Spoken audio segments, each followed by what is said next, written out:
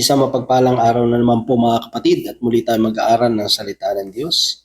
At ang salita ng Diyos natin pag-aaralan natin po ito kukunin sa awit kabanata 77, talata 11 hanggang 12. Ang sabi po dito, kaya aking babalikang gunitain ang ginawa, ang maraming ginawa mong tunay na kahanga-hanga. Sa lahat ng ginawa mo, ako'y magbubulay-bulay. Magbubulay-bulay ako sa diwa ko at isipan. Mga kapatid, mga magulang, mga kaibigan, ito po ang salita ng Diyos. Ang papuri, ang pagsamba ay para lamang po sa Kanya. So itong ating binasa, ito ay pahayag na kung saan ay Kanyang babalikan ang mga kamangamang ginawa ng Diyos sa Kanya pong buhay.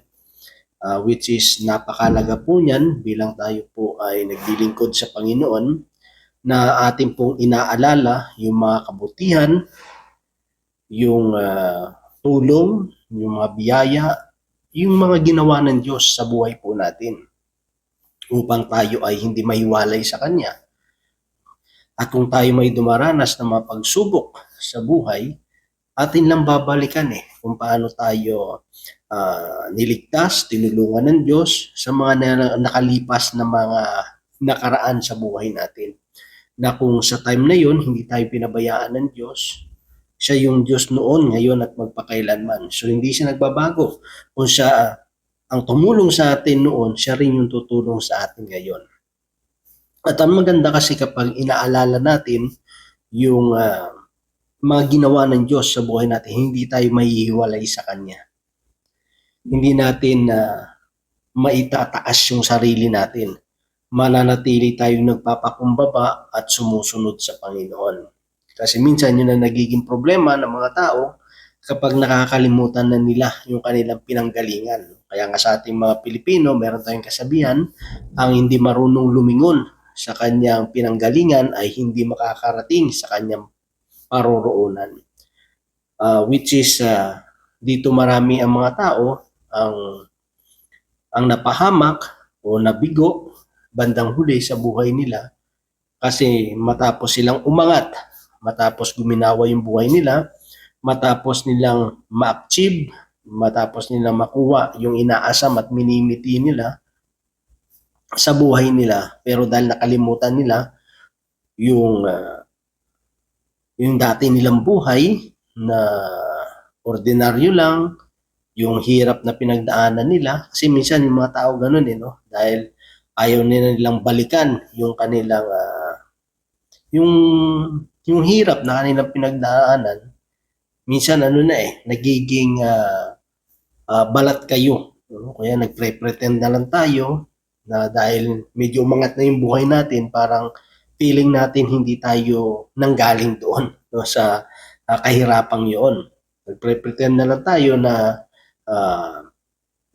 talagang galing tayo sa maginhawang buhay. Na kung iisipin natin, bakit natin dapat balikan yung mga pinagdaanan nating hirap noon, kasi doon tayo tumatag Kung hindi dahil doon sa mga pinagdaanan natin na yun, hindi natin mararating kung ano man yung meron tayo. Maraming leksyon, maraming itinuro sa atin yung mga nakaraan sa buhay natin, na kung natin lang babalikan, hindi natin sasayangin yung opportunity na meron man tayo ngayon. Kasi pinaghirapan natin yun Kaso minsan mga tao, nag-iiba yung ugali nila dahil nakakalimutan nila yung kanilang pinanggalingan, na kung minsan bakit ka nagustuhan ng tao, hindi naman dahil sa kung ano ka ngayon Nagustuhan ka ng tao kasi kung ano ka dati. Di ba? May mga ganun na mas nagustuhan ng tao, ikaw dati, kaya ka nga sinuportahan, kaya ka nga tinulungan, kaya mo nga naabot yung sitwasyon mo ngayon kasi may mga tumulong, kasi nagustuhan nila yung ugali mo, yung desire mo, yung pagkatao mo. Di ba? Pero, dahil nakalimutan natin yung pinanggalingan natin, yung mga taong tumulong sa atin, yung mga taong namangha doon nga sa pagsusumikap natin na maabot yung mga pangarap natin, unti-unting nadismaya, unti-unting nawalan ng gana. Kasi bakit? Kasi iba na yung tingin natin sa sarili natin. Minsan may mga tao kapag nagkaroon ng posisyon, nagkaroon ng kayamanan, nag-iiba na yung attitude nag-iiba na yung pag-uugali. Kaya nga para patuloy tayo na manatili na yung mga sabi nga, yung paa natin ay nasa lupa pa rin, dapat nating patuloy na alalahanin yung pinanggalingan natin at lalo na kapag ating alalahanin yung mga ginawa ng Diyos na ginawa po sa bawat buhay po natin. Ibig sabihin yun, kinikilala natin na hindi natin mararating, hindi natin makakamit yung isang bagay kung hindi dahil sa tulong ng Diyos. Sa lahat ng ginawa mo, ako'y magbubulay-bulay. Magbubulay-bulay ako sa diwa ko at isipan. Pag ninilayan mo, re-reflect mo, babalik tanaw mo yung mga ginawa ng Diyos sa buhay natin. Di ba? Kasi nang first time natin nakilala si Lord, yun nandun tayo sa tinatawag nila honeymoon stage, wala tayong ibang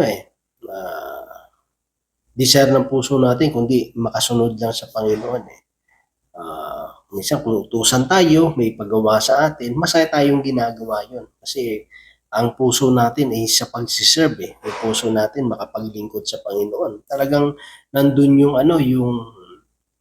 yung kagalakan, nandun yung init, yung pagmamahal sa paglilingkod sa Panginoon. Kaya kahit sa Bible may mababasa tayo na alalahanin natin yung kung paano tayo tinawag ng Diyos. Ano ba tayo dati? Di ba? Hindi naman tayo kilala Yung iba sa atin, hindi nga pinapansin ng lipunan.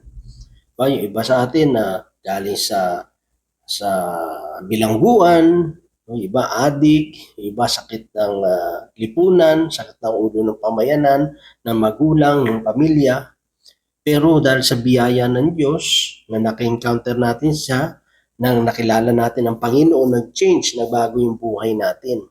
Kaya nga, palagi natin sinasabi, Lord, gamitin mo ako sa anumang larangan na pwede mo kong gamitin, Lord, willing ako magpagamit sa iyo. Pero minsan, pag nakakalimot tayo sa pinanggalingan natin, doon na nagkakaroon minsan talaga ng problema. Kasi nakikita na natin yung mga alam na natin ngayon, kung ano yung meron tayo, diba? Kung ano yung na-achieve natin, kung kilala na tayo, pag marami na tayong nagagawa, minsan yun na yung nakikita natin At yung mga bagay na yan yung mga palamuti sa buhay na minsan nagpapalaki, no?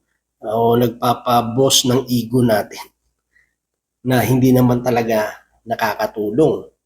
Kasi alam naman natin kapag tayo ay nagsiserve sa Panginoon, dapat yung desire ng puso natin, ginagawa natin yung lahat ng bagay hindi para sa sarili natin, kundi una, ginagawa natin ito for the glory ng Diyos, no? Para sa kapurihan, sa ikararangal ng pangalan ng Panginoon. At kung ginagawa natin ito para sa Panginoon, ang tinutulungan natin, yung sarili naman natin Tinutulungan natin, sarili natin, hindi tayo magyabang, hindi tayo magmataas, manatili tayo magtiwala sa Panginoon, patuloy nating kilalanin na kung hindi sa gabay, hindi sa tulong ng Panginoon, wala naman tayo Kaya napakaganda, sabi niya, ito'y pagbubulay-bulayan ko sa diwa ko at isipan. So, ibig sabihin, yun ang laging ilalagay niya sa puso niya, yun ang laging ilalagay niya sa isip niya. Yun naman talaga palagi rin na sinasabi ng ating Panginoon sa kanyang mga alagad na kung matapos man natin yung ating mga obligasyon, yung ating mga tungkulin, palagi nating iisipin tayo yung mga lingkod na walang kabuluhan. Na tayo ay tumutupad lamang sa ating mga tungkulin na ipinagkatiwala sa bawat isa sa atin. So yun lang mga kapatid, at nawaan Diyos patuloy magpala sa bawat isa sa atin. God bless po sa ating lahat.